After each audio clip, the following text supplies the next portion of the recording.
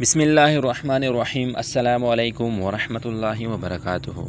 نوکری کی حصول کے لیے وظیفے۔ پہلے اسے سمجھ لیجئے کہ نوکری حاصل کرنے کے لیے ہم وظیفے کیوں پڑھتے ہیں۔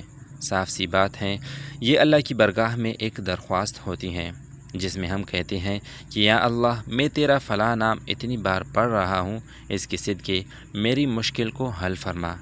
آپ نے میری یہ بات سمجھ لی تو ضرور آپ کو میرے بتائے ہوئے وظیفے فائدہ دیں گے انشاءاللہ۔ ملازمت حاصل کرنے کے لیے پہلا وظیفہ یہ ہے یا مسبب الاسباب۔ اس کا معنی ہے اے وہ ذات جو اسباب پیدا کرنے والی ہیں۔ اس کے ذریعے آپ بار بار اللہ کی بارگاہ میں درخواست کریں گے، اے اسباب پیدا کرنے والی ذات، میرے رزق کے لیے بھی اسباب پیدا فرما۔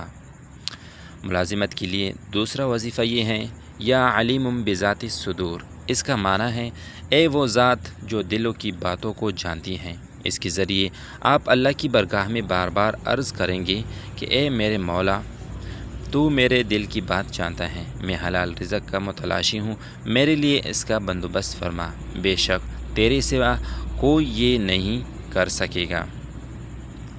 نوکری کے حصول کے لیے تیسرا وظیفہ یا رزاق۔ اس کا معنی ہے اے رزق دینے والے۔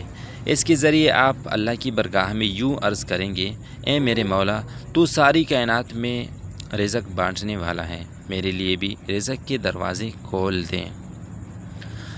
آپ ان تینوں وظیفوں کو اٹھتے بیٹھتے، چلتے پھرتے اور سوتے جاگتے ہر وقت پڑھتے رہیں اور اس کے معنی پر غور کرتے رہیں، ضرور اللہ آپ کے لیے اسباب پیدا فرما دے گا۔ آپ کو نوکری یا کاروبار فوراً ہی مل جائے گا، یا پھر آپ اس راستے پر چل پڑیں گے جو مستقبل میں آپ کو قابل رشک بنا دے گا۔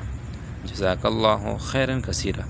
تو میرے محترم بہنوں اور بھائیوں، اگر ابھی تک آپ نے ہمارا یوٹیوب چینل سبسکرائب نہیں کیا تو جلدی سے سبسکرائب کریں اور بیل آئیکن کو دبائیں تاکہ ہماری آئندہ کی وظائف پر مشتمل ویڈیوز آپ کو بر وقت پہنچ سکے۔